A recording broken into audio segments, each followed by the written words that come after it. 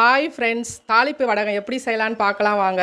இது சாம்பார், கறி குழம்பு, மீன் குழம்பு, கீரை இதுக்கெல்லாம் போடும்போது நல்ல ஃப்ளேவர் கிடைக்குங்க. 1 கிலோ வெங்காயம் எடுத்து பொடியாக நறுக்கி இதை ஒரு நாள் வெயிலில் காய வச்சு எடுத்துக்கோங்க.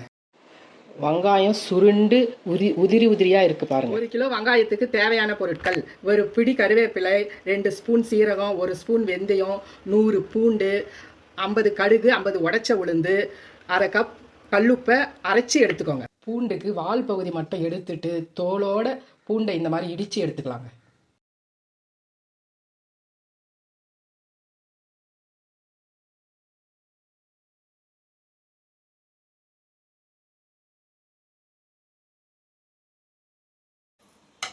இதை நல்லா மிக்ஸ் பண்ணிக்கலாம். இது ஒரு நாள் நைட் ஃபுல்லாக ஊறினங்க. ஊறின பிறகும் நம்ம பார்க்கலாம். இது பாருங்கள், ஒரு நைட்டு ஃபுல்லாக நல்லா ஊறி இருக்குது. இப்போ 1/2 கப் உளுந்து எடுத்து 2 மணி நேரம் ஊற வச்சு அதை இந்த மாதிரி கொரப்பாக அரைச்சி எடுத்துருக்குங்க. அதை இதில் போட்டு நல்லா மிக்ஸ் பண்ணிக்கலாங்க.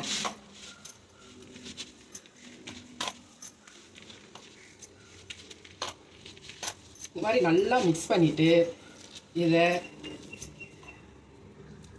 நல்லா இந்த மாதிரி அருமையான உருண்டையாக உருட்டி எடுத்துக்கலாங்க.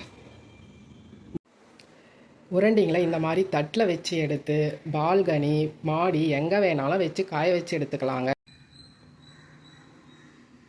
வெயிலில் வைக்கிறப்ப இந்த மாதிரி பிளாஸ்டிக் பேப்பரில் வச்சு எடுத்துக்கலாங்க. ஒரு நாள் வெயிலில் வச்சு எடுத்துகிட்டு வந்திருக்கேன்.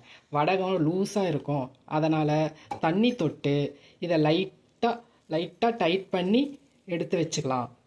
இதை 10 நாளிலிருந்து 15 நாள் வரை நல்லா காய வச்சு எடுத்தால் நம்மளுக்கு அருமையான வடகம் ரெடி.